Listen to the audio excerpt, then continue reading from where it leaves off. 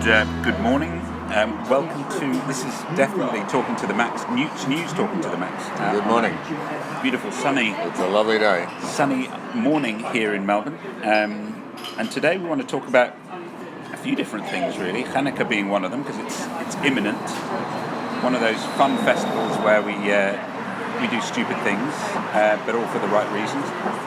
But also, you've got an article that we were just talking about. I guess I'll just summarise it. This is Philip Adams' weekly column in the Australian magazine. And I won't go through the whole thing, but just to summarise, he's equating young Jews going off to fight for the IDF against Palestinians, as he says, with young Muslims leaving Australia fighting for ISIS. He's saying the process of radicalisation, of signing up for distant conflicts, may involve religious and or ideological fervour for Zionists and ISIS recruits. See, quote unquote. So you say that straight off the bat, I'm thinking, well, he's actually got a point. To the uneducated and unaware, perhaps, he's actually got a point. What's the difference? We're fighting for a Jewish state. We're supposedly fighting to protect a Jewish state, which a great deal of ideology. Well, I think that you've already nailed it on the head by saying protect.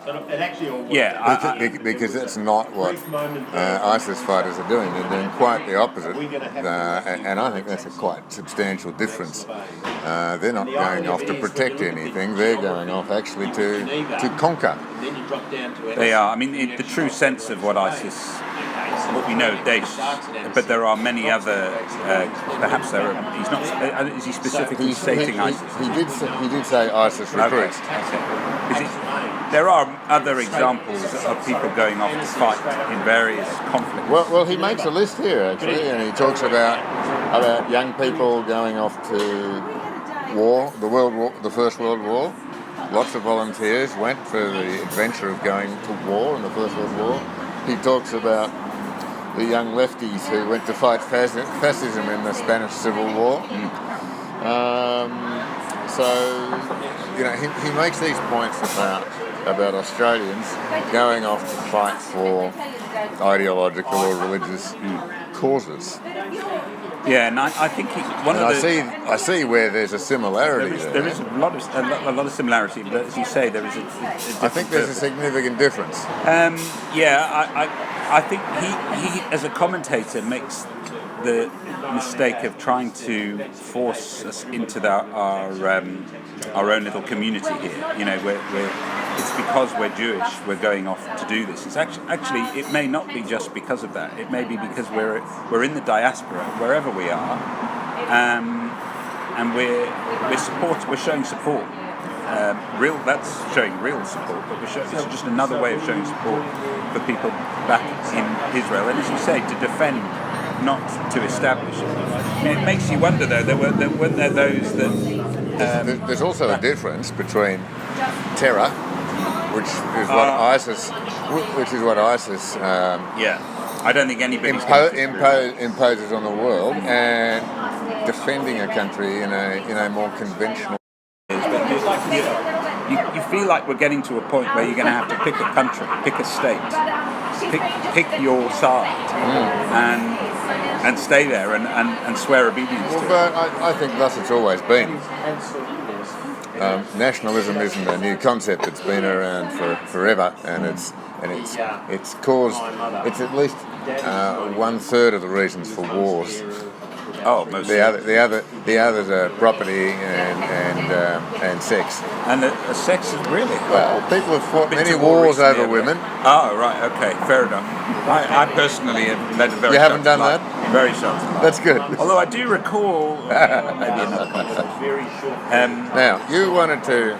I wanted to talk about Hanukkah, which is very timely. I love Hanukkah insofar as it's. I love latkes. It's a good time to speak about food and celebrations, but it's also a good time to actually say this is one of the festivals, the minor festivals, if you like, that we really take out to the rest of the world. We light a menorah it as visible as possible to the That's rest right. of the world. And obviously, the rabbis will tell us the spiritual reasons why we do it and the story behind it. But for me, in this day and age, it really is a light for all those people who are being effectively forced into a corner here. And I include, dare I say it, our Muslim brothers here in Australia. And sisters, yeah, absolutely. In fact, more so the sisters. Because really, this was and is and will always be a celebration of triumph over evil.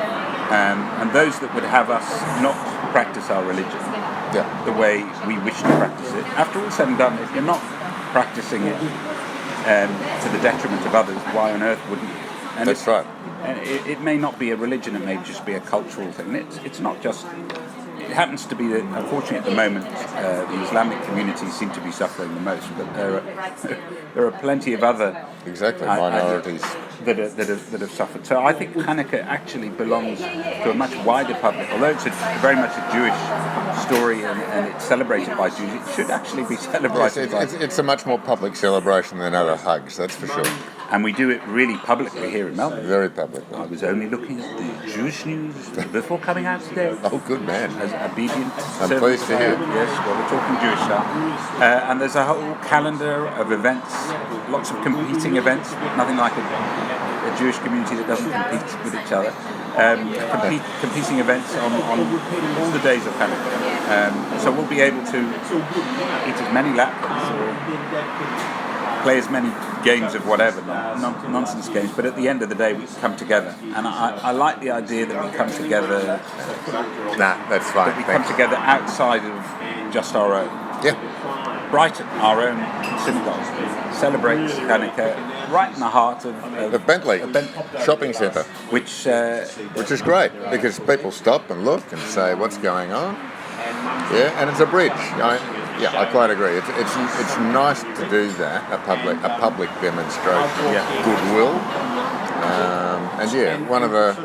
One of the lighter ways pardon the pun, of celebrating a hug. It's very nice. It is, and it answers commentary like this, where the ideology of a people can actually be celebrated by more than just those that are in it. There's the Indian community.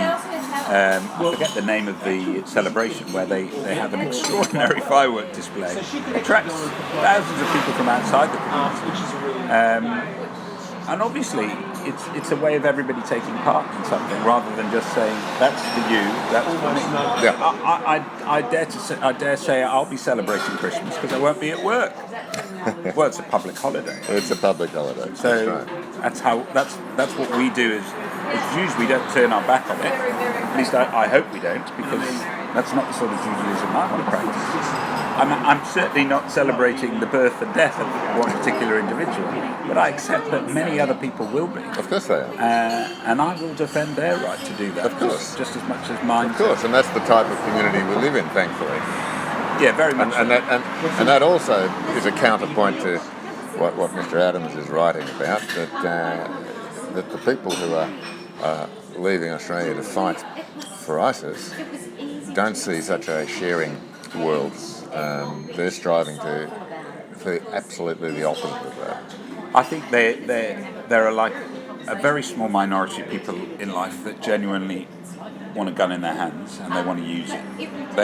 They're aggressive types. I mean, we've grown up with some fairly strong-minded individuals living around us. You can spot them. You can see them. I used to go to soccer in the UK, and you saw the type of individuals that just wanted to beat someone up. What were they called? The Bobber Boys. Bobber Boys. Bobber Boys. Called them a lot worse than that guy. Yes. But the truth not is, on camera. No, certainly not. But the truth is, that's what these types of people are. They're just thugs. They are thugs. And they've been given legitimate opportunity, whether it be through journalists or other social media. Well, they're very good at publicising their cause. They're very clever. I just read there's something like 75,000 Twitter accounts of ISIS. 75,000? Yes. That's just current estimates.